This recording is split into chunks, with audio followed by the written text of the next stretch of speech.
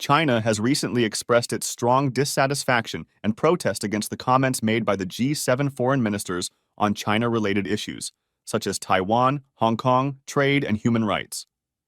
The Chinese embassy in Japan issued a statement on Thursday, urging the G7 to stop inciting confrontation and respect China's sovereignty and development interests.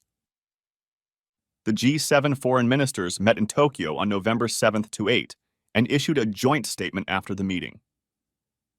The statement mainly focused on the humanitarian crisis in the Israel-Hamas war, but also touched upon various issues related to China. The G7 ministers called on China to address its non-market policies that distort trade and investment, to refrain from supporting Russia in its aggression against Ukraine, to maintain peace and stability across the Taiwan Strait, and to ensure a high degree of autonomy for Hong Kong under the one country, two systems principle. China rejected these criticisms as interference in its internal affairs and attempts to curb its legitimate rights and interests.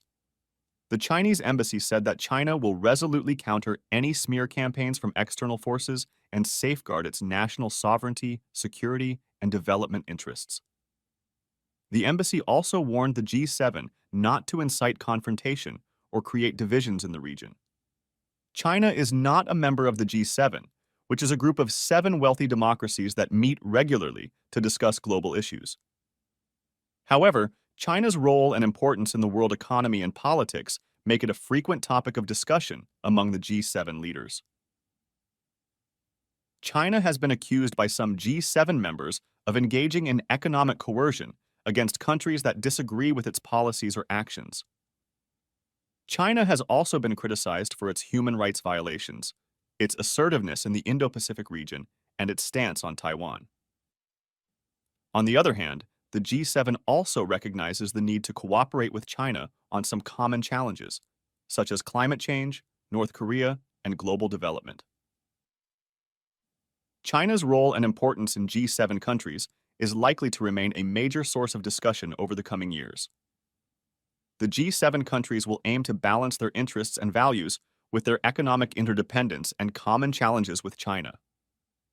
The G7 has proposed to diversify its trade sources, strengthen its supply chains, and coordinate its export controls to reduce its dependence and vulnerability to China.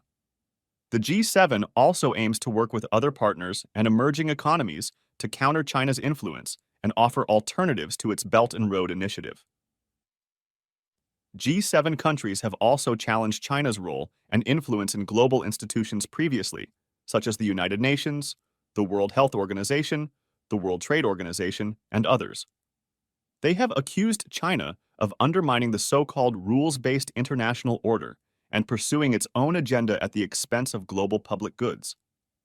They have also sought to reform or create new multilateral mechanisms to address global challenges such as climate change, cybersecurity, and development. China has defended its participation and contribution in global governance as legitimate and responsible, and has called for more representation and voice for developing countries. The G7's comments on China reflect the growing tensions and competition between China and the Western countries, especially the United States, over various economic, political, and security issues. China has been asserting its rising power and influence in the world, while the Western countries have been trying to contain China's ambitions and challenge its policies and practices. Their remarks also indicate the increasing alignment and coordination among the Western allies to counter China's rise.